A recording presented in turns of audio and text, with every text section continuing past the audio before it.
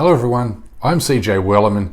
Don't forget to hit the subscribe button below and please help keep our show going and growing by supporting my journalism at patreon.com/CJ Werleman.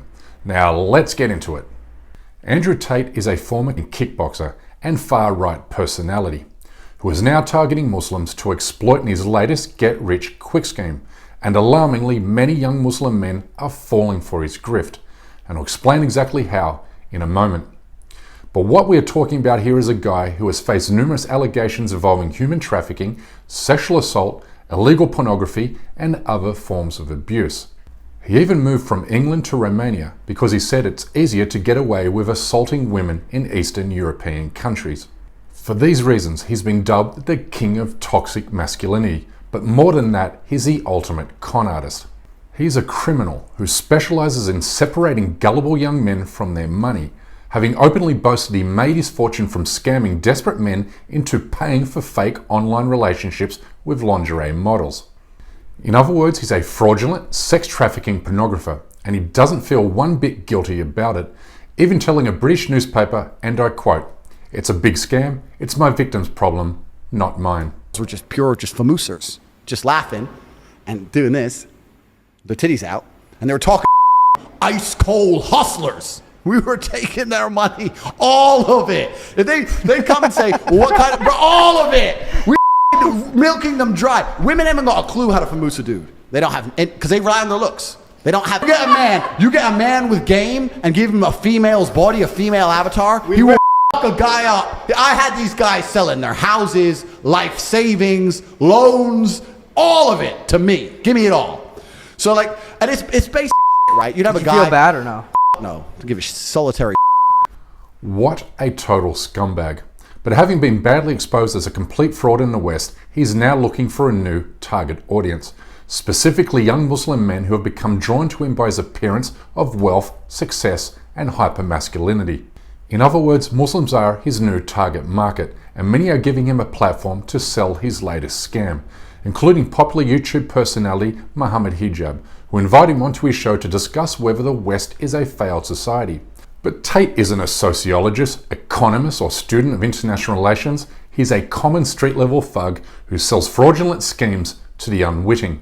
And if the West is indeed a failed society, then surely Andrew Tate is the poster child for its failure, given he's a hedonistic, materialistic, sex-trafficking con artist.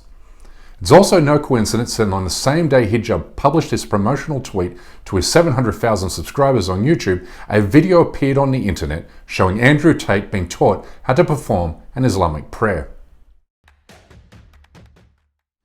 Now let me be clear, if Andrew Tate converts to Islam for genuine reasons, then I am happy for him, and I sincerely hope following the guidance of the Prophet makes him a better person.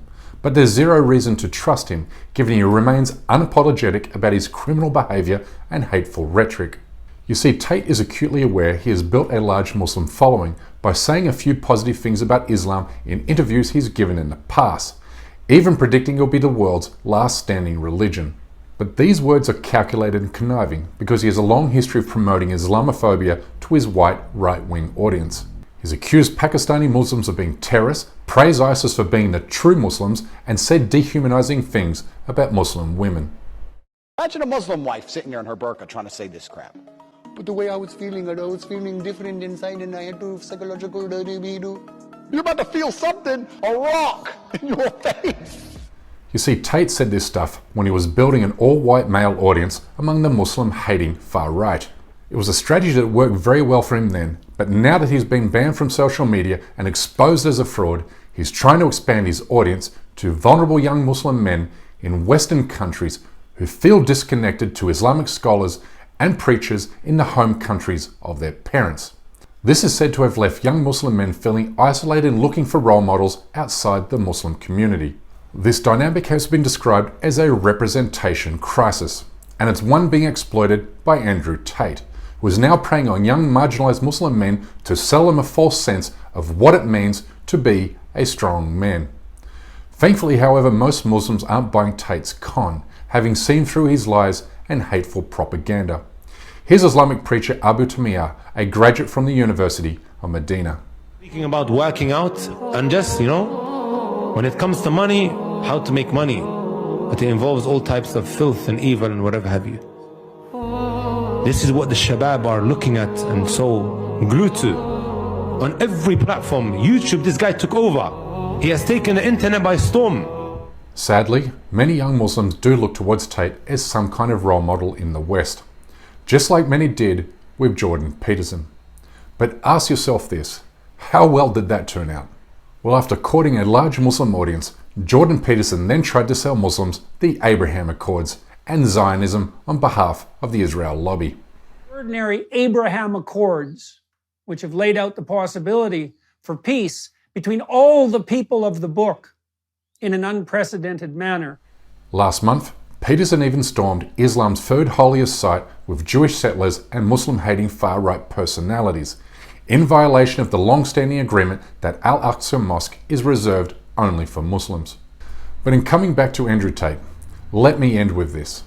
Young Muslim men in the West have come of age during the global war on terror, which has made them, along with their fathers, brothers and uncles, the targets of police harassment and political scrutiny.